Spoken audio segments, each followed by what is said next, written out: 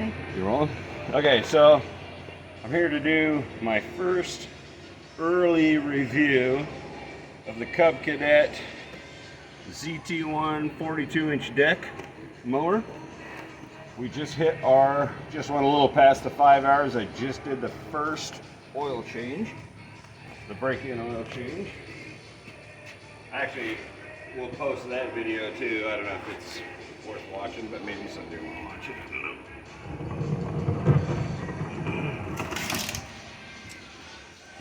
So far, it's really good. The deck, the first mow, the way this deck here is designed, I'm not sure the difference. I had a Craftsman riding lawnmower. It was just straight regular lawnmower, same 42-inch size. But whenever there was any moisture in the grass, that sucker would clog. And it was I was always trying to stomp on the deck to shake loose so it'd dump out and blow out. I went through at least slightly wet grass with this thing and never even came close to having a clog on the deck. I think the way this deck is designed is far superior. The way it drives, starts right up. Started right up for the first time I started it. I say that, but it's been sitting here a bit. It needs a little choke to start regularly now. It's not warming.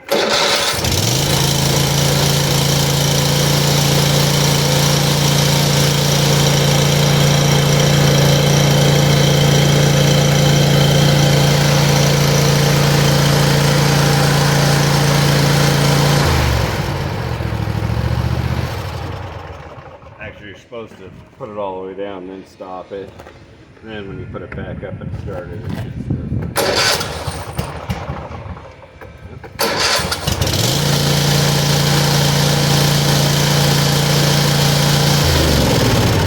So it might not be absolutely perfect every time, but it is still a carburetor. So anyway, if it was fuel injected, that'd be cool, but it'd probably be just more problems and shit to deal with. Everything on it's really good, except that I still haven't. I had the manufacturer send me a part because come around here, I'll show.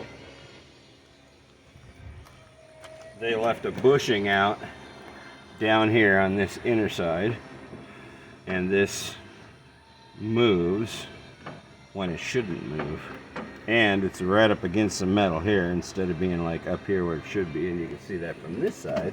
This one's solid. It doesn't get up against the metal at all. This one goes all the way against because there's a bushing, and I'll show you that where that bushing is. Go to the other side. This bolt right here has a pivot. It goes all the way through, and this arm is pivoting on that bolt. And it's got a brass bushing on one side, and this side's a brass bushing. The guy who is assembling this must have knocked it out, didn't notice or didn't care. So this whole thing is moving around on this shaft, and the brass bushing is missing. So I have to do that really soon. I already did 5 hours worth of mowing because it will eat up that aluminum, because it is only aluminum. So I got to get that brass in there really soon. So I'll be doing that pretty soon. I'm gonna have to tear this off and tear this off and take this apart, and there's some springs and a few clips in there. So that's a whole lot of work that I shouldn't have to do. I could take it into them, but that's a whole lot of work. So I'm not gonna. I called them, they sent me the brass bushing. I already have it, so I just gotta put it in. This is how the e-brake works.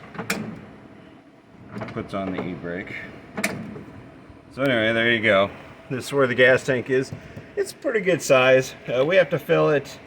We are 2 acres, and we mow probably about 1.5 acres of it. The back half we leave every time. So far we haven't even mowed it. So this goes through a tank, almost a tank, every 1.5 acres. So it's not the best gas mileage, but boy does it mow good. So it's worth it. It does do a really good job mowing. If this wouldn't have had this problem, also I had this was missing here too, this bolt.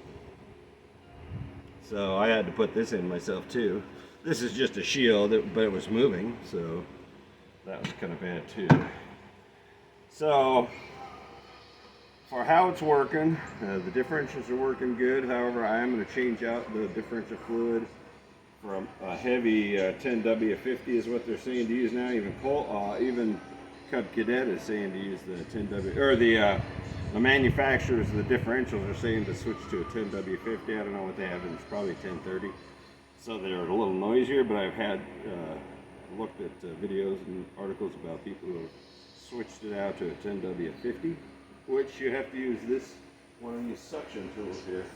I don't think this one has the drains on it, but if it does, I'd still use the suction tool because you need to suck it out for the bug. However, some people are saying you can't get all the way down, but I use the pretty flexible hose, and I'll bet you if you work it down in there, it would get down to the bottom and suck it all out. You wouldn't have to stress it. And then put in a fully synthetic 10W50, and that'll really protect those rear ends because these are kind of an automatic transmission. You know, they're not like a regular automatic transmission. They're I forget what you call them, constant CVC, I think, constant velocity, or because the engine never changes speed. It only changes speed the more throttle you put on. So but everything about it other than that, I mean, the drive-in, how it drives, even though the bushing not working there makes you be a little uneven on your handles. I mean, you get used to that. Actually, it'll be funny because when they do fix it, you're gonna have to get used to the handles being even then. But I'm already used to the handles the way they are now, but I do have to put the bushing in, so I have to get used to it. This here sets your height. Come around here. So this will set your height. I'm pretty sure it's inches. I got it set at 3.5 because we do a huge yard and it's not any use trying to that. And we got crawdads all over in the yard who do these stupid mounds. So anyway, you push this pedal, it lifts up the deck, and then you set wherever you want it. You can go up to 4.5, or you can go all the way down to 1 inch. That's, I guess, if you're doing if you're mowing a golf course. You gotta have a nice smooth ground for that, I guarantee you. We do not, so I've been running this at about 3.5 right there. So otherwise, really mows nice. I'll give a quick run around to see it's in operation.